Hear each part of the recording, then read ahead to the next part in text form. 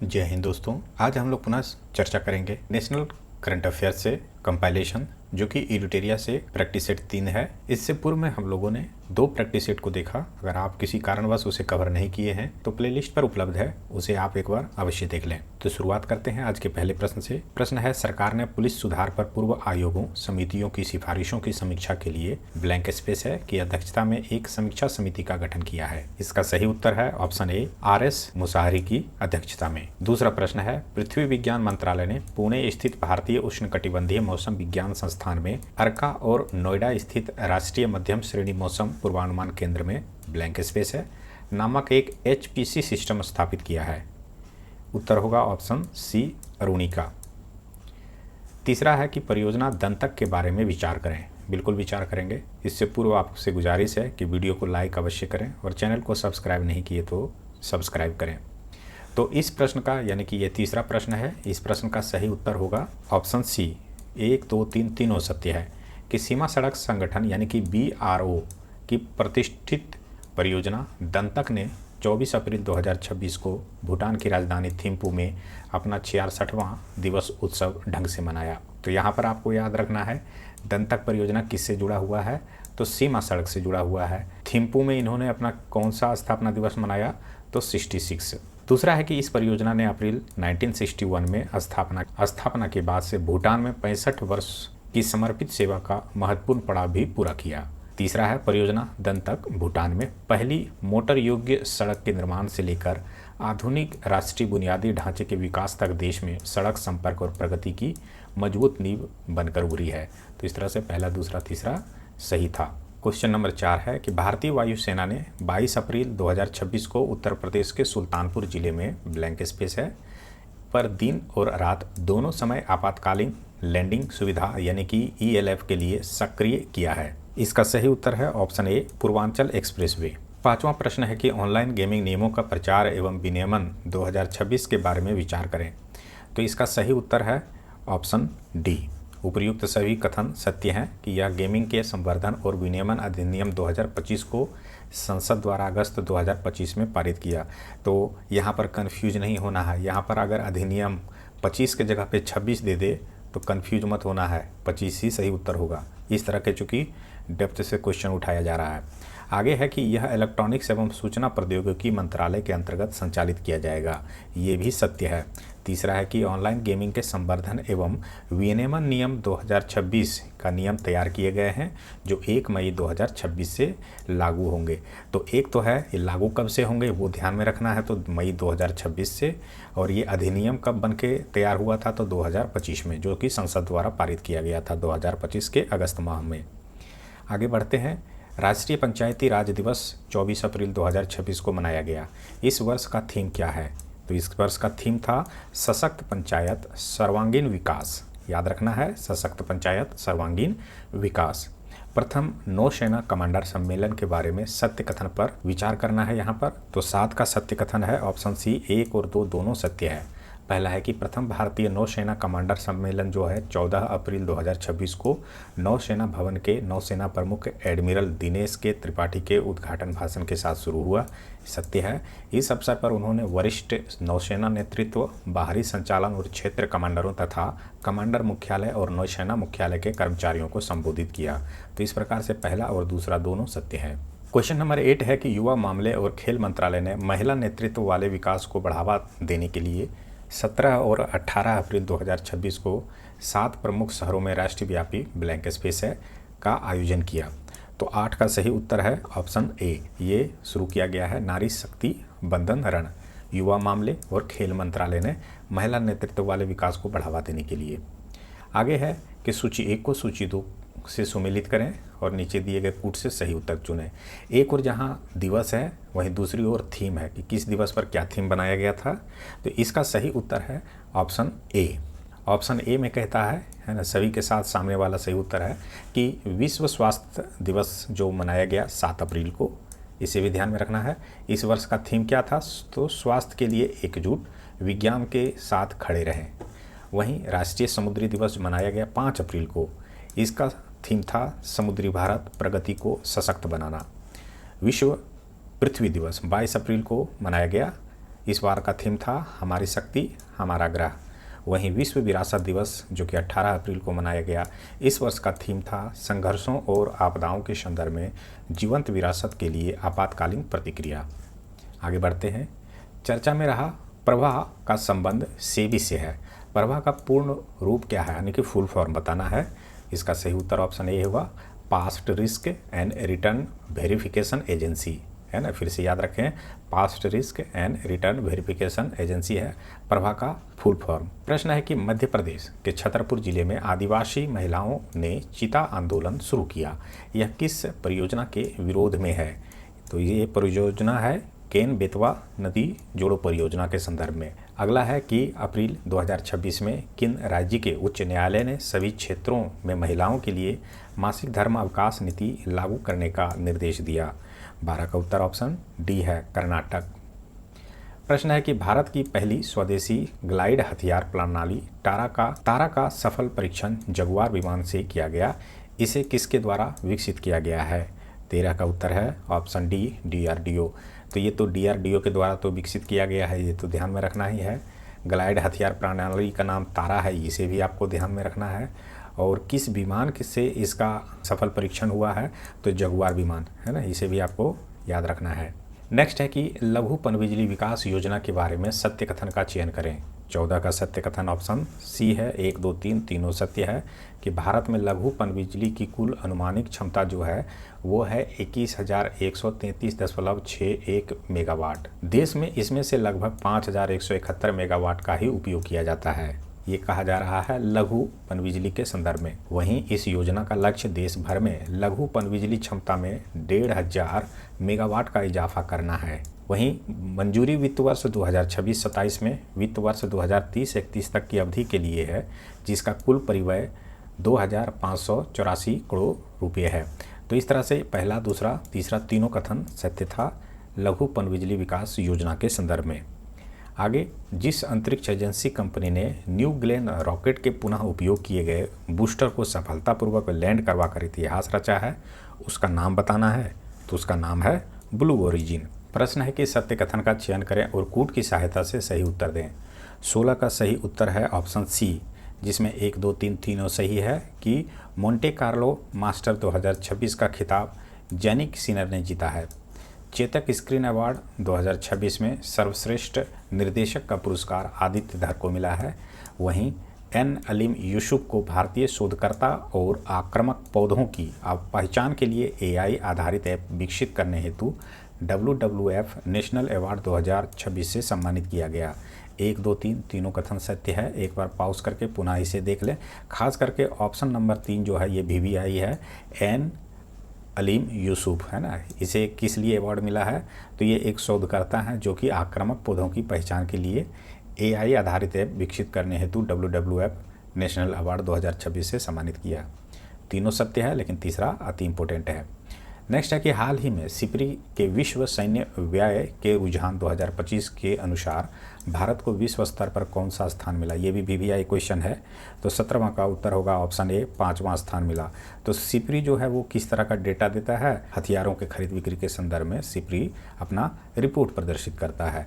आगे है कि सूची 1 को सूची 2 से सुमेलित करें और नीचे दिए गए कूट की सहायता से सही उत्तर चुनें। बिल्कुल सही उत्तर चुनेंगे तो इसका सही उत्तर ऑप्शन ए है। 1 के साथ 1 है, 2 के साथ भी 2 है, 3 के साथ 3 है, यानी कि 1 के सामने वाला जो है वो सब सही है। जैसे नेस्कॉम के जो चेयरमैन बने हैं वो हैं श्रीकांत बेलामा कन्नी, ये है नेस्कॉम के चेयरमैन। नीति आयोग के उपाध्यक्ष कौन बने हैं? तो डॉक्टर अशोक कुमार लाहिड़ी बने हैं। और BWF एथलीट आयोग के अध्यक्ष बनी है PV सिंधु, है ना। तो इसे भी आपको याद रखना है, ये बैडमिंटन से जुड़ा हुआ है, वो PV सिंधु बनी है इसके अध्यक्ष। यहाँ पर दूसरा नंबर इम्पोर्टेंट है, नीति आयोग के उपाध्यक्ष जो न्यू अपॉइंट हुए हैं अशोक कुमार लाहिड़ी उपाध्यक्ष के रूप में। नेक्स्ट है कि नीति आयोग के DPI@2047 योजना के तहत प्रति व्यक्ति आय का कितना लक्ष्य तय किया गया है? 19 का उत्तर ऑप्शन बी है ना, $18,000। निम्न में से सत्य कथन का चयन करें। यहाँ पर कूट के माध्यम से बताना है। तो सत्य कथन इसका सी है, 1 और 2 सत्य है कि अप्रैल 2026 में लद्दाख के उपराज्यपाल विनय कुमार सक्सेना ने 5 नए जिलों के गठन की मंजूरी दी है। कहाँ 5 नए जिले बनेंगे? तो लद्दाख में। दूसरा है कि नए जिलों में नुब्रा, साम, चांगथांग, जास्कर और द्रास को शामिल किया गया है। तो 1 और 2 दोनों सत्य है। एक बार पॉज करके इन जिलों का नाम आप ध्यान से देख लें। नुब्रा है, साम है, चांगथांग है, जास्कर है और द्रास है। प्रश्न नंबर 21, अप्रैल 2026 में उद्घाटन किया गया आदित्य परिसर किस उद्देश्य के लिए निर्मित है? इसका उत्तर ऑप्शन सी है, स्वदेशी हाई स्पीड बुलेट ट्रेन के निर्माण के लिए, है ना, आदित्य परिसर। प्रश्न है, निम्नलिखित में से असत्य कथन का चयन करें। 22 का असत्य कथन ऑप्शन डी है। बाकी बात सही सत्य है कि ओडिशा पुलिस को बेहतरीन सेवा के लिए प्रेसिडेंट कलर पुरस्कार से सम्मानित किया गया। ये मूल रूप से सत्य है, क्योंकि यहाँ पे मैं इसीलिए बता रहा हूँ, क्या पता ये एग्जामिनेशन में पूछ दे।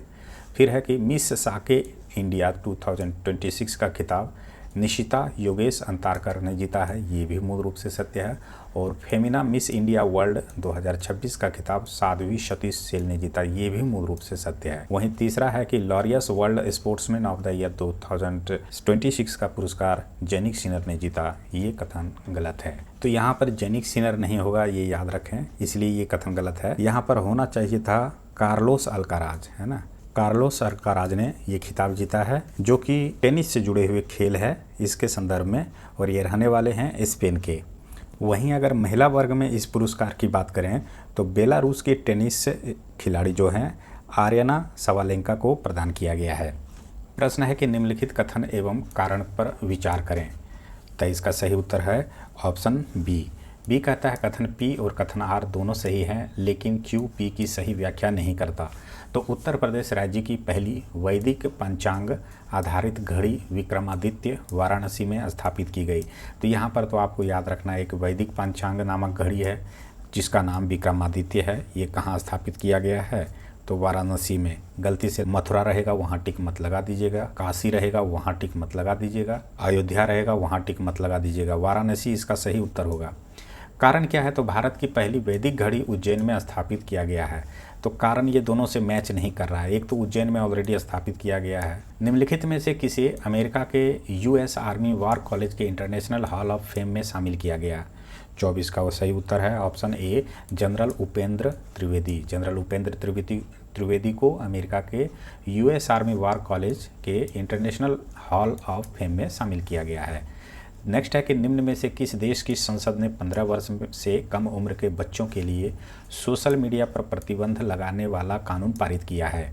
25 का उत्तर है ऑप्शन बी, तुर्की ने। हालांकि बहुत ऐसे देश और भारत में भी कुछ ऐसे राज्य हैं जहां पर 15 वर्ष से या 16 वर्ष से कम उम्र के बच्चों को सोशल मीडिया पर प्रतिबंध लगाने का कार्य किया है। आप हो सके तो गूगल कर ऐसे 3-4 देश और भारत के राज्यों का नाम अवश्य लिख लें। प्रश्न है, निम्न में से ओपेक के बारे में सत्य कथन का चयन करें। 26 का सही उत्तर है ऑप्शन डी, उपयुक्त में से सभी सत्य है। यूएई ने ओपेक और ओपीईसी प्लस के से बाहर निकलने की घोषणा की है। पूछ देगा किसने बाहर निकलने की घोषणा की है, तो याद रखना है यूएई ने। नेक्स्ट है कि ओपेक की स्थापना 1960 में इराक की राजधानी बगदाद में किया गया था। ओपेक में वर्तमान में 11 सदस्य हैं, जिसका मुख्यालय ऑस्ट्रिया की राजधानी वियना में है, लेकिन ऑस्ट्रिया इसका सदस्य देश नहीं है। तो इस तरह से 1, 2, 3 तीनों कथन इम्पोर्टेंट और सत्य है। आगे बढ़ते हैं। निम्न में से सत्य कथन का चयन करें। बिल्कुल चयन करेंगे। तो इसका सत्य कथन 1 और 2 दोनों है कि आरबीआई ने पेटीएम पेमेंट बैंक का बैंकिंग लाइसेंस रद्द कर दिया है। आरबीआई की केंद्रीकृत भुगतान प्रणाली यानी सीपीएस में प्रत्यक्ष सदस्यता प्राप्त करने वाली पहली निजी फिनटेक कंपनी पेपॉइंट इंडिया है। इसे याद रखना है। पेपॉइंट इंडिया ये क्या है? तो पहली निजी फिनटेक कंपनी है। तो 1 और 2 दोनों सत्य है। न्यायमूर्ति लिसा गिल किस उच्च न्यायालय की पहली महिला चीफ जस्टिस बनी है? 28 का सही उत्तर है ऑप्शन ए, आंध्र प्रदेश उच्च न्यायालय की ये पहली महिला चीफ जस्टिस बनी है। हालांकि फिलहाल बिहार में भी चीफ जस्टिस जो हैं वो महिला हैं, इसे भी आपको ध्यान रखना है। लेकिन बिहार की जो महिला चीफ जस्टिस हैं वो पहली नहीं है, वो दूसरी है। हो सके तो आप कमेंट बॉक्स में ये बताने का कष्ट करें कि पहली महिला चीफ जस्टिस बिहार में कौन थी। नेक्स्ट है कि निम्न में से सत्य कथन का चयन करें। बिल्कुल करेंगे। तो 29 का सत्य कथन ऑप्शन डी है, उपयुक्त में से सभी। श्रीलंका की आधिकारिक यात्रा करने वाले भारत के पहले उपराष्ट्रपति सीपी राधाकृष्णन बने हैं। भारत की पहली उन्नत 3D सेमीकंडक्टर पैकेजिंग इकाई की आधारशिला भुवनेश्वर में रखी गई है। सांकेतिक भाषा में रिलीज होने वाली भारत की पहली हिंदी फिल्म आखिरी सवाल बनी है। और आज़ादी के बाद भारत की पहली बड़ी निजी क्षेत्र की सोने की खान जो कि जन्नागिरी गोल्ड प्रोजेक्ट आंध्र प्रदेश में शुरू की जा रही है। तो इस तरह से ये तीनों जो ऑप्शन था वो सत्य था। नेक्स्ट है, एवरीडे इंडस्ट्रीज इंडिया लिमिटेड ने भारत की पहली घरेलू अल्कलाइन बैटरी निर्माण सुविधा कहाँ शुरू की है? तो इसका उत्तर है ऑप्शन बी, सांबा, जम्मू कश्मीर। याद रखना है सांबा। नेक्स्ट है, निम्नलिखित कथनों पर ध्यान से पढ़ें और कूट की सहायता से उत्तर दें। कूट की सहायता से सत्य कथन कौन सा होगा? तो ऑप्शन बी होगा 1 और 2। महाराष्ट्र राज्य के संपीड़ित बायोगैस नीति 2026 को मंजूरी दी है। नासा ने मंगल मिशन के लिए उन्नत प्लाज्मा ईंधन का सफल परीक्षण किया है। आगे बढ़ते हैं। ऑप्शन नंबर 3 गलत इसीलिए है कि भारत का जो 28वां नौसेना प्रमुख नहीं होगा, ये 27वां नौसेना प्रमुख होंगे। स्वामी कृष्णा स्वामीनाथन है ना, ये भारतीय नौसेना के 27वें नौसेना प्रमुख बनाया गया है। कृष्णा स्वामीनाथन ने अपना पदभार संभाला है 31 मई 2026 को। आगे बढ़ते हैं। प्रश्न है कि 9वां हिंद महासागर सम्मेलन के बारे में असत्य कथन का चयन करें। तो यहाँ पर ऑप्शन डी इसका सही उत्तर है कि इनमें से कोई भी कथन असत्य नहीं है, यानी कि सभी मुख्य रूप से सत्य है। इस सम्मेलन का मेजबान देश मॉरिशस है, 9वां हिंद महासागर का। फिर है कि इस बार की थीम हिंद महासागर के शासन के लिए सामूहिक प्रबंधन है। याद रखना है, हिंद महासागर के शासन के लिए सामूहिक प्रबंधन क्या था? तो इस बार का थीम था 8वां हिंद महासागर सम्मेलन ओमान की राजधानी मास्केट में आयोजित हुआ था। तो इस तरह से पहला, दूसरा, तीसरा यानी कि ABC तीनों मुख्य रूप से सत्य है। प्रश्न है कि भारत और भूटान के बीच 7वीं संयुक्त सीमा शुल्क यानी कि JGC की बैठक किस राज्य में आयोजित की गई? 33 का सही उत्तर है ऑप्शन बी, केरलम में आयोजित की गई। बढ़ते हैं आगे प्रश्न की ओर। प्रश्न है कि किस देश की संसद ने धूम्रपान मुक्त पीढ़ी बनाने के उद्देश्य से टोबैको एंड वेप्स बिल को पारित किया है? तो इसका सही उत्तर है ऑप्शन सी, यूनाइटेड किंगडम। प्रश्न है, इंस्पायर योजना के बारे में गलत कथन का चयन करें। तो 35 का सही उत्तर ऑप्शन डी है कि इनमें से कोई भी कथन गलत नहीं है, यानी कि innovation in science pursuit for inspired research, जिसे शॉर्ट फॉर्म में इंस्पायर कहते हैं, योजना एक राष्ट्रीय पहल है। इसका उद्देश्य है मेधावी छात्राओं यानी कि युवाओं को स्कूल, कॉलेज और विश्वविद्यालय स्तर पर बुनियादी और प्राकृतिक विज्ञान के अध्ययन के लिए आकर्षित करना और इंजीनियरिंग, चिकित्सा, कृषि एवं पशु चिकित्सा विज्ञान जैसे क्षेत्रों सहित बुनियादी और व्यवहारिक अनुसंधान दोनों में करियर बनाने के लिए प्रोत्साहित करना। दूसरा है कि इस योजना का इंस्पायर मानक घटक 10 में से 17 वर्ष की आयु के उन विद्यार्थियों को लक्षित करता है जो कक्षा 6 से 12 में अध्ययनरत है। तो इसका ऑप्शन 2 आपको VVI है, इसे ध्यान में रखना है। ऑप्शन में कहीं दे देगा कक्षा 7 से लेके 12, कक्षा 8 से लेके 12, तो कंफ्यूज नहीं होना, 6 से लेके 12 इसका सही उत्तर होगा। आगे बढ़ते हैं। प्रश्न है, हिमाचल प्रदेश हाई कोर्ट ने किस राष्ट्रीय कानून के SEZ की अधिसूचना को रद्द कर दी है? 36 का सही उत्तर ऑप्शन सी है, कर्नल शेर जंग नेशनल पार्क जो कि सिंबलबाड़ा में स्थित है, यहाँ पर SEZ को रद्द कर दिया है। तो ये इसका सही उत्तर था। प्रश्न है, सत्य कथन का चयन करें और कूट की सहायता से उत्तर दें।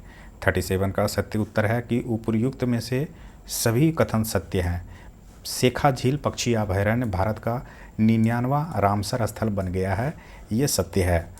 संस्कृति मंत्रालय द्वारा वंदे मातरम के 150 वर्ष पूरे होने पर शुरू की गई फिल्म प्रतियोगिता का नाम VM फ्रेम्स है, ये भी सत्य है।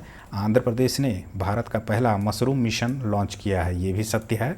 और चर्चा में रहे भारत के पहले निजी रॉकेट विक्रम 1 का संबंध स्काई रूट से है, ये भी संबंध सही है। तो 1, 2, 3, 4 चारों सत्य है। नासा ने नैन्सी ग्रेस रोमन स्पेस 2026 के अंत तक लॉन्च करने के लिए तैयार किया है। इसका मुख्य उद्देश्य क्या है? तो इसका सही उत्तर ऑप्शन ए है, डार्क एनर्जी, डार्क मैटर और एक्सोप्लैनेट्स का अध्ययन करना। ये साइंस एंड टेक्नोलॉजी से इंपॉर्टेंट क्वेश्चन है।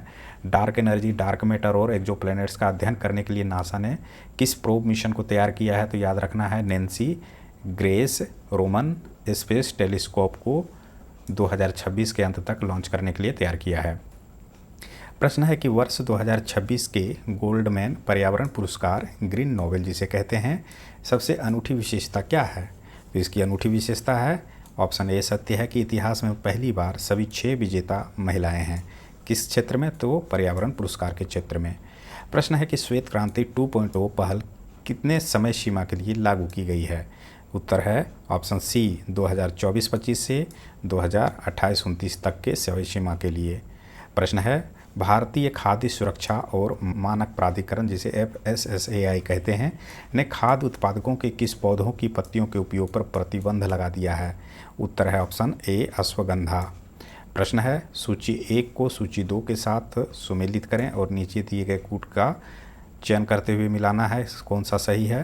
तो एक और जहां ऑपरेशन और मिशन है वहीं दूसरी ओर किस राज्य के द्वारा शुरू किया गया ये बताना है। तो 42 का सही उत्तर है ऑप्शन ए। ऑप्शन ए क्या कहता है? ऑप्शन ए में कहता है कि एक का संबंध एक से है, दूसरे का दूसरे से और तीसरे का तीसरे से, यानी कि एक दूसरे के सामने वाला सत्य कथन है। यानी कि ऑपरेशन हिम सेतु जो शुरू किया गया है वो सिक्किम के द्वारा, ऑपरेशन सॉफ्ट गोल्ड ब्यूरो ये शुरू किया गया है वन्य जीव अपराध नियंत्रण जो कि तिब्बती मृग के अवैध व्यापार से जुड़ा हुआ है। मिशन सक्षम जुड़ा हुआ है भारतीय रिजर्व बैंक से। आगे बढ़ते हैं। प्रश्न है भारत के 95वें शतरंज ग्रैंड मास्टर कौन बने हैं? तो इसका सही उत्तर है ऑप्शन ए अरुण्या घोष। प्रश्न है कि सरदार पोस्ट पर शौर्य दिवस वीरता दिवस मनाया गया जहां CRPF के ने तो 1965 के भारत पाकिस्तान संघर्ष के दौरान अनुकरणीय वीरता का प्रदर्शन किया था। यह पोस्ट किस राज्य में स्थित है? 44 का उत्तर है ऑप्शन ए गुजरात। गलती से आप पंजाब पर टिक मत लगा दीजिएगा। ठीक है। लिप्स 2025 भारत सरकार की एक राष्ट्रीय पहल है। लिप्स का पूर्ण विस्तार क्या है यानी कि फुल फॉर्म क्या है? तो इसका फुल फॉर्म है logistics excellence advancement and performance shield. यह है लिप्स का फुल फॉर्म। प्रश्न है यूनेस्को ने किस राज्य सरकार के साथ बांस, बेंत और लकड़ी से बने पुलों यानी कि रू सोम के इंजीनियरिंग तरीकों को डॉक्यूमेंट करने के लिए साझेदारी की है? उत्तर है ऑप्शन बी सिक्किम के साथ। प्रश्न है यूरेशिया इंटरनेशनल फिल्म फेस्टिवल 2026 में यहाँ पर ब्लैंक स्पेस है ने शॉर्ट फिल्म फिर है ब्लैंक स्पेस का चयन किया है। तो 47 का सही उत्तर है ऑप्शन बी है ना। यूरेशिया इंटरनेशनल फिल्म फेस्टिवल 2025 में हरियाणा के शॉर्ट फिल्म बकरी का चयन किया है। नेक्स्ट है कि 100 T20 अंतर्राष्ट्रीय मैच खेलने वाले सबसे युवा भारतीय महिला क्रिकेटर कौन बनी हैं? तो इसका सही उत्तर है option A Shefali Verma. Next है अप्रैल 2026 में जारी टाइम 100 सूची के बारे में असत्य कथन का चयन करें। तो 49 का सही उत्तर है सी। इसमें Xi Jinping, Donald Trump, Benjamin Netanyahu और भारत के प्रधानमंत्री नरेंद्र मोदी जैसे असत्य कथन बताना है। तो ये सभी शामिल नहीं हैं ये बताया गया है। तो कौन कौन शामिल हैं? तो इनमें भारत के 3 प्रमुख हस्तियां जैसे सुंदर पिचाई शामिल हैं, रणवीर कपूर शामिल हैं, विकास खन्ना शामिल हैं, है ना। जब यहाँ पे बोल दिया है सिर्फ 3 प्रमुख हस्तियाँ तो स्वाभाविक है इसमें नरेंद्र मोदी नहीं होंगे। फिर है कि टाइम 100 सूची के 2026 में शामिल होने वाले सबसे युवा व्यक्ति जो है एलिसा लियू है जो कि 20 वर्ष के हैं। तो इस तरह से ये इसका एक्सप्लेनेशन था कि अप्रैल 2026 में चर्चा में रहे straight of Hormuz maritime freedom of navigation initiative का नेतृत्व किन देशों ने किया? 50 का उत्तर है ऑप्शन बी ब्रिटेन और फ्रांस ने किया है maritime freedom of navigation initiative का नेतृत्व। इसे आपको ध्यान में रखना है। चर्चा में था पाकिस्तान जबकि उसका मुद्दा कुछ और है, वो शांति व्यवस्था स्थापित करने के लिए था। तो यहाँ पर हम लोगों ने 50 महत्वपूर्ण क्वेश्चन को सॉल्व किया जो कि नेशनल करंट अफेयर्स का कंपाइलेशन था। आशा करता हूँ कि ये वीडियो आपके लिए उपयोगी लगा हो। आपसे गुजारिश है कि वीडियो को लाइक करें, चैनल को सब्सक्राइब नहीं किए तो सब्सक्राइब करें। मिलते हैं नेक्स्ट क्लास में, तब तक के लिए धन्यवाद।